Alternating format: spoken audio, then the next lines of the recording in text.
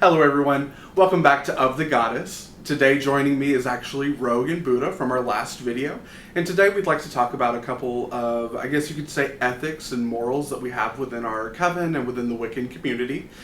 Mainly the Wiccan Rede and the Rule of Three. There's actually a huge misconception about the Wiccan Rede, and that's that it's only a couple of lines long. A lot of people think that it's, and ye harm none, do what you will, period. But there's actually a really long Wiccan Rede that we'd like to dive into today and get into really the hidden aspects of it and what it's really talking about and the guidelines that it gives us to live by. So, welcome back, Rogue and Buddha. How have y'all been since we've been together? Doing really good. Good. I'm really happy to have y'all back. So, I guess the easiest way that we could do this is I can just kind of read the lines out, and then we can just kind of delve in and break it down from there. Yeah. Okay. Sounds good. Awesome. So, the first two lines of the Wiccan Rede are, "Bide within the law you must, in perfect love and perfect trust. Live you must, and let to live, fairly take and fairly give." So, what does that mean to you? Abide within the law you must. The laws of the country, the laws of the state, however it may be. In perfect love and perfect trust. Trusting that those laws are there for a reason, to protect us and to trust in that. Absolutely. So at least go with the spirit of the law. A lot of folks, when a law is passed, whether it be city, whatever, like she said, a country or county or city, it's the spirit of the law, not just the letter of the law. And that goes back to fairly give and versus fairly take as well. What is the spirit of the give and take relationship, for example? I gotcha. Yeah, I mean, I fully agree with Rogue. So abiding within the laws that our authorities give us, as well as I think the laws of the universe, as in don't be mean to other people. Just respect the universe, the energies, the things and people and animals of those around you. Live you must and let to live. I take that as try to live in the moment and not stress too much about the small things. Fairly take and fairly give is just, to me, seems pretty straightforward. Just treat people fairly. Treat people as you want to be treated. Yeah. So. Don't be a taker. Exactly. Yeah. But don't be a giver too. Right. There's a balance. Right. And that's why it said fairly. Perfectly put. Okay. So, the next part of the Rede is, "For tread the circle thrice about, to keep unwelcome spirits out. To bind the spell well every time, let the spell be said in rhyme." It's interesting because these first 4 lines of the Wiccan Rede bring about what we're going to be doing in our ritual space, but in our life as well. Is you want to cleanse your ritual space, you want to cleanse your own environment, your own boundaries within yourself. And this is exactly what these lines are talking about, to keep out unwanted spirits.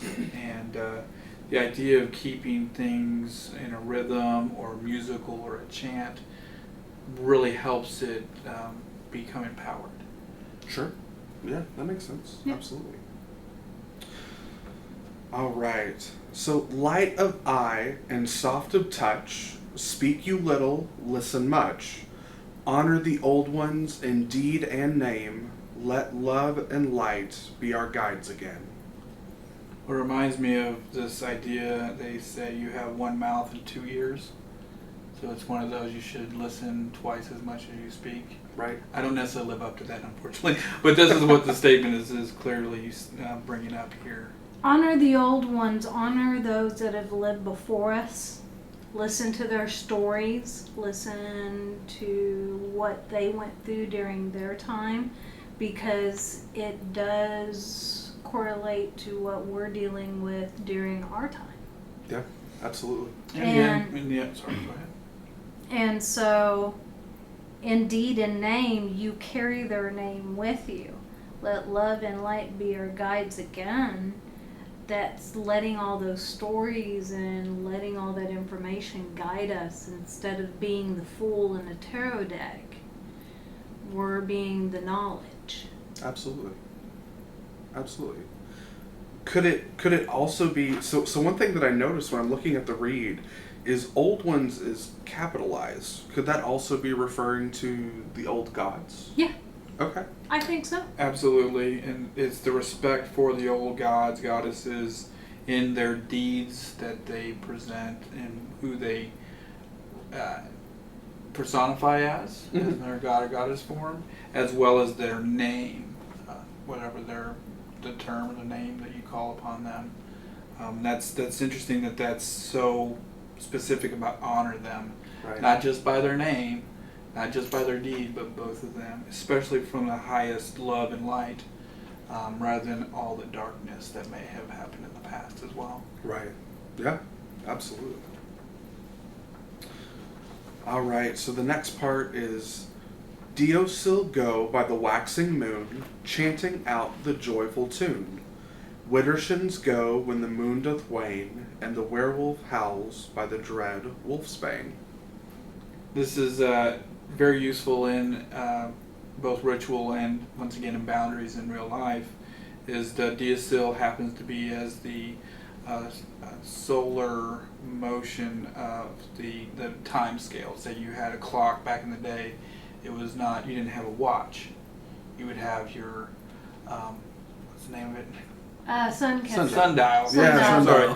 Yeah, can't believe I forgot the name. But in the sundial, the clockwise Diasil is clockwise of the sundial on the ground. Oh. And that's the direction in which Diasil is talking about when you're going clockwise. If you're looking at the ground and the clock moves around in that direction in ritual space. And then Widdershins is counterclockwise on a sundial, for example.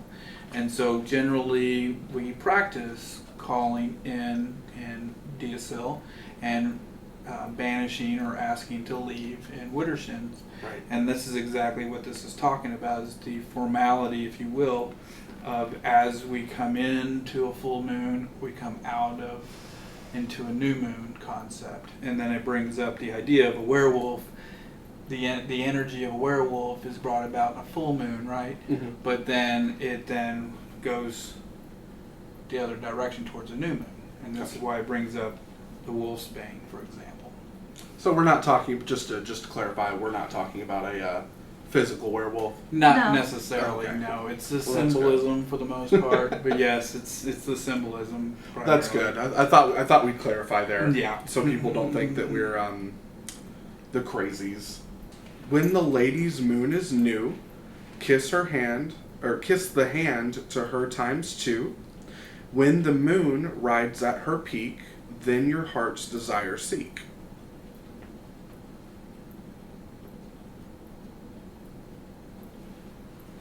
I think this is a respect to the goddess when the moon rides her peak, and the energy that you put into the work, your heart's desire,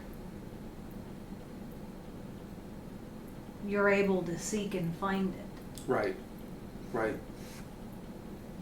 Yeah, this branches straight from the previous statement, as I was mentioning, going into where the moon waxes and wanes, and this statement talks about going from a new moon and the energy of a new moon to the energy of a full moon, and your intentionality during those times. And the kisses of the hand is the respect of the dark time of that phase of the moon, whereas then you can approach her with that peak and the full moon and that excess of energy of the full moon to really utilize for your desires, whatever it is you're working on in that moon. Gotcha. Okay. All right. So the next section is actually something that's really interesting to me, something I've read many times, and it's always given me a lot of questions. I think that y'all will really be able to break this down. And it actually starts to talk about the winds and the directions that they come from. So that section is, heed the north wind's mighty gale, lock the door and trim the sail. When the wind blows from the east, expect the new and set the feast. When the wind comes from the south, love will kiss you on the mouth. When the wind whispers from the west, all hearts will find peace and rest. Well, right there, it's talking about all the directions, all the elemental directions. Heed the north wind's mighty gale. Be careful of north energies, grounding energies. Don't ground too much. Lock the door and trim the cell. When the wind blows from the east, expect the new and set the feast. So we're talking about working with each element here and how, in a way, you can work with them. Gotcha. And keeping in mind that these elements, this actually holds and follows under more of the Celtic Welsh and the prevalence of what north, south, east, and west had to do with in that particular geographical area. And so other traditions may find the directions to be a little different, Right. but this one, as she just spoke about, it does speak about a gale and wind is more consistent, really powerful, consistent amount of energy, and that's what north for us tends to stand for. Absolutely. Versus winds that are just blowing and a little bit, not chaotic per se. That's more the air energy, and that's what we consider in the East, for example. Gotcha. And that's why that statement just kind of follows the methodology or tradition of someone from the British Isles, traditions like ours is. And then once again, the South talks about the love and kiss. There's that compassion and passion of the fire aspect that we adhere to in the South. Yeah. Exactly. So there's that southern energy. And then once again, here's the West, and it talks about the hearts and peace and rest. Ours really connects with the waters of the West and the emotions. Right. So this really is awesome that the Rede is starting to develop for us an energy space that is a sacred circle. Right. Developing. Yeah, absolutely. All right. So the next part's really interesting, and it speaks of 9 different woods. And it goes, 9 woods in the cauldron go, burn them fast and burn them slow. Birch in the fire goes to represent what the lady knows. Oak in the forest towers with might, in the fire it brings the gods' insight. Rowan is a tree of power, causing life and magic to flower. Willows at the water's side stand ready to help us in the summerland. Hawthorn is burned to purify and to draw fairy to your eye. Hazel, the tree of wisdom and learning, adds its strength to the bright fire burning. White are the flowers of apple tree that brings us fruits of fertility. Grapes grow upon the vine, giving us both joy and wine. Fir does mark the evergreen to represent immortality seen. Elder is the lady's tree, burn it not, or cursed you'll be. So that was a lot to cover, but let's kind of try to break that down. Well, it's giving you the different aspects of the different woods and what they do. Right. Yeah, absolutely. I really think it's interesting that how it identifies elder as being sacred to the lady. Mm-hmm. I mean, it actually says don't harm that tree. It's kind of like harming the lady herself, the goddess herself. Mm-hmm. Yeah, so this one is pretty literal in the knowing what these 9 particulars are about to set a baseline, I guess, for your herbal and your whatever pursuits are going to be as a green witch, if that's what you so choose, and you have this right here to start with the basic 9, if you want to call it that. All right. So now it even talks about the wheel of the year. So 4 times the major Sabbats mark in the light and in the dark. As the old year starts to wane, the new begins, it's now Samhain. When the time for Imbolc shows, watch for flowers through the snows. When the wheel begins to turn, soon the Beltane fires will burn. As the wheel turns to Lammas, night power is now brought to magic rite. 4 times the minor Sabbats fall, use the sun to mark them all. When the wheel has turned to Yule, like the log the horned one rules. In the spring, when night equals day, time for Ostara to come our way. When the sun has reached its height, time for oak and holly to fight. Harvesting comes to one and all when the autumn equinox does fall. Heed the flower, bush, and tree, by the lady blessed you'll be. What the Sabbats are and what they represent, at least a little bit, so it gives somebody the information to start looking it up, to go, okay, what are all our Sabbats? It's listed here. Absolutely. But what are all our Sabbats, and how do we celebrate them? Gotcha. Yeah. So the nice thing is, early on in the read, we already covered, develops a certain amount of ritual emphasis, and now you have the possibility of using the different woods, and then you can take those woods and now celebrate the particular Sabbats that are being brought about, and you have a basic premise of what each one is about. Yeah. You can see what time of year I'm in right now, Right. and what wood would go appropriately with that. Right. All right, so the next part that we have is actually really interesting. Where the rippling waters go, cast a stone, the truth you'll know. What in the world does that mean? What's awesome is Rogue has developed a few rituals in the past that utilize this exact statement. And it can be used, as it talks about, into waters. It can be used in fire. There's a variety of ways and methods. That's but awesome. There's a ritual that, I remember that Rogue and I had done early in our practice that was exactly this. We would have us and the students would basically have whatever stone we wanted, and with that stone we would put in whatever energy we wanted to cast away from us, right? So it was more of a banishing of some aspect that wanted to eliminate some inhibition or what have you.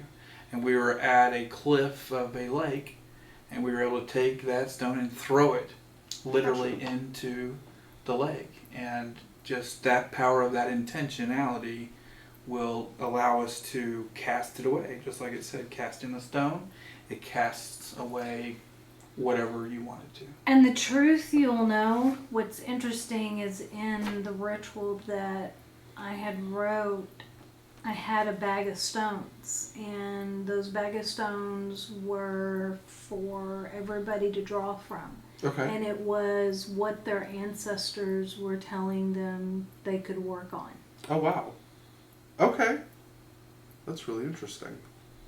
So it's almost kind of like, it was almost like a form of divination and sympathetic magic. Yes. That's amazing. That's really cool. It's crazy how so much can come from just one line. One line like that. I mean, that's how much we honor and revere the Wiccan Rede. Mm-hmm. But all right. When you have and hold a need, hearken not to others' greed. I mean, that one sounds pretty straightforward to me. It is. It's something in the world that is such a reality. It's don't necessarily go with the Joneses, right? Just because somebody else has something, don't use that as your guide. Right. Pretty much. So. Right. Yeah. I mean, to me, that kind of it also says like, don't walk around with like a grudge in your heart, like wanting what other people have. Like simply just be happy with where you are and what you have. Mm-hmm. Yeah. Mm-hmm. With a fool, no season spend, or be counted as his friend. I'll make my statement, but it really is to each person to really resonate with this. It has to do with the term friend that I've just found a lot of acquaintances. Mm-hmm. And it's one of those like keep your enemies closer versus, those kind of statements. That's kind of where this is talking about, is you don't allow this whole full no season, it's basically saying don't give fools your time of day, basically. Yeah. Meaning if you have too many folks that are willingly ignorant, does that make sense? Yeah. Then it can get in your way of progress. Sure. And that's what it's talking about in my view of this. And so it then says, so you don't count a fool as your friend. You don't give them the time in your life, in your season, because it can hold you back. Yeah, I fully agree with that. Mm. Anything to add, Rogue? No. Okay. All right.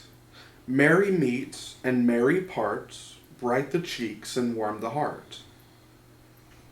So this is the exact opposite of the other statement. Right.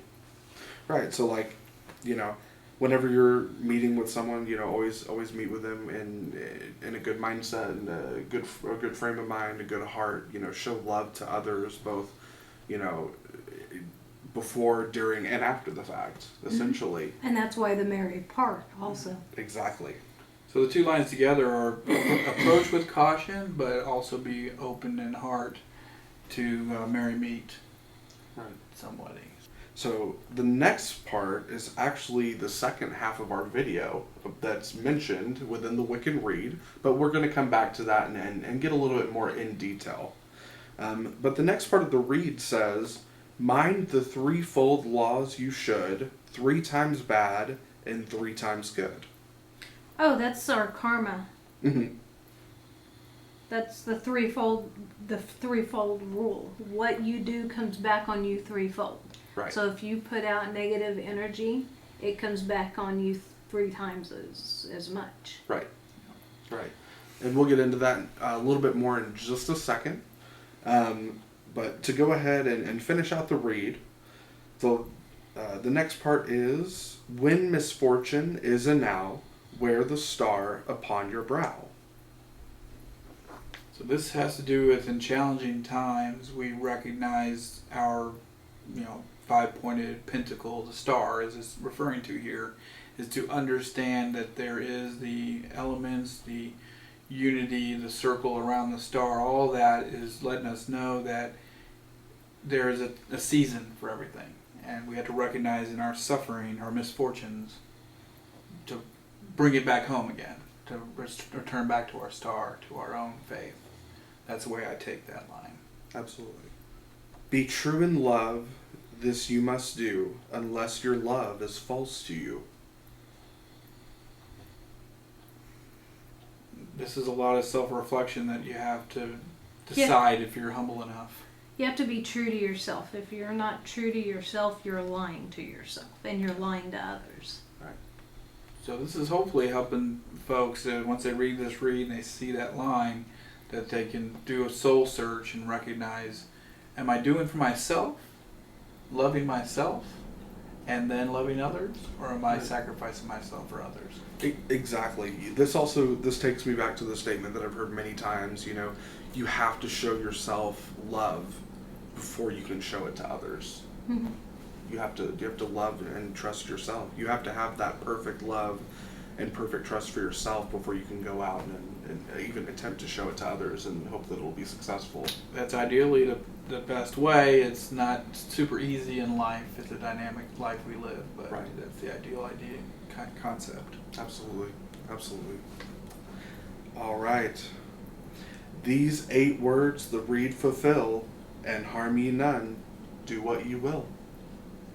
So that's the Rede that everybody knows is the last 2 lines of the whole Rede. But I mean, essentially, like if you don't know anything else, at least know this part. Correct. Yeah. So, and it's very straightforward. This is the rule that most. This is kind of what sets, I believe, Wiccans apart from magicians or people that just call themselves maybe just a witch instead of a Wiccan having that faith. Is we have those morals, those ethics that we follow, and essentially it is saying, to a degree, you can do whatever you please as long as you're not harming anybody. And to me, that's not harming anybody physically, spiritually, or mentally. Correct. Right. So, in any way, shape, or form. Exactly. Like, we're not talking about just, breaking somebody's finger, like we're talking about, doing anything that could cause them financial harm or harm within their love life, you know, things that naturally we shouldn't have anything to do with. Mhm. Correct. So, If so, then you need to question the intent of what you're doing. Why does it have Right. to hurt someone? Why would it need to? exactly. And, you know, this is actually a perfect segue into what we call the rule of three. And the rule of three is kind of like our, well, what happens if we don't treat somebody the right way? It comes back on you threefold Exactly. in a negative way. Exactly. So I actually have a question about that. So there's the rule of three. So, you know, we talk about, you know, whatever we put out into this world is going to return to us times three. Mm-hmm. But a lot of people are not really clear about what that three means. Does that mean that, like, if I do something bad, is whatever going to happen to me, is that going to be 3 times worse? Or is it... All right, sorry about that. The camera cut off right in the middle of filming. So back to what we were talking about, the rule of three. So if somebody steals something, then it can come back on you. Threefold. Yeah, threefold. Okay. So, and the same can be said for if I'm putting good energy out there, or if I'm doing good things for people. Exactly. Okay. If Okay. you're doing positive things, that's going to come back on you threefold. Gotcha. So it's actually a positive feedback system to regulate. Counter to what most people might think is that it's a negative feedback, but it's actually a positive feedback. The meaning is that whatever you put, ideally it's positive. Say you invest, we use money in both concepts. You invest some money and time into your own interests, things you want Right. to do, and you really put your intent into that as well, then it will blossom 3 times more powerful than your intent Gotcha. was. And that goes with the intention of really paying attention to the fact of this rule of three. But just the same thing is, even if you're not paying attention to what's going on and you go to steal from someone, then it will take from, doesn't mean like I stole $1 and then I lose $3. Right. That's actually a really simplistic version. What ends up happening It's like is, best case scenario. yeah, it kind of is. Ideally, what will happen is those that are unaware of this, or want to ignore the rule of three, when they steal anything, it probably won't come back that direct. It'll come back in so many 3 different parts of their lives. It'll be more detrimental to them to smack their hands, basically, to learn the lesson, to not do that again. Sure. As quickly as possible to get that, whoever it is, regulated. Sure. And then hopefully it'll focus them on a positive one, and get a threefold and work in that direction. Okay. Good. So it's a quicker positive feedback system. Okay. Yeah, that's really interesting, you know, and this is something that's made sense to me even before I became or started walking the Wiccan path. You know, I've always believed that the energy that you put out there returns to you. You know, I didn't always necessarily know that it was threefold, but I can definitely understand, and now that makes sense in hindsight. So. Yep. So that's something that it And helps it does- us in rituals and our practical lives as well. And Absolutely. it doesn't mean that it's going to happen in this life. Yeah, fair enough. Fair enough. Well, Rogan Buddha, it was absolutely a blessing to get to sit down with you again and discuss, you know, such big ideas as the Wiccan Rede and the rule of three. And I hope that we can sit down again in the future. But is there anything else that you would like to add for our viewers? Anything else that you would like to say? Always be conscious of your intentions, whether it be in ritual or in regular life, and pay attention to that positive feedback system, especially the threefold, that can be used in your favor. I mean, it really is in your favor, even if you make a mistake. It is actually helping you to correct your choices and balance your life. And your focus is on the love and light, keeps you on that positive trail, as the whole Wiccan Rede talks about. Absolutely. And if you happen to stumble, then get your hand smacked 3 times, and you get to try again, and this time focus on the positive. Yeah, I mean, the whole point is that you just get back up and keep going. You Ultimately, learn yes. from it. Yes. The only really bad thing, I guess you could say, is if you just getting that endless loop and you don't Yes. learn from it. But, Yeah.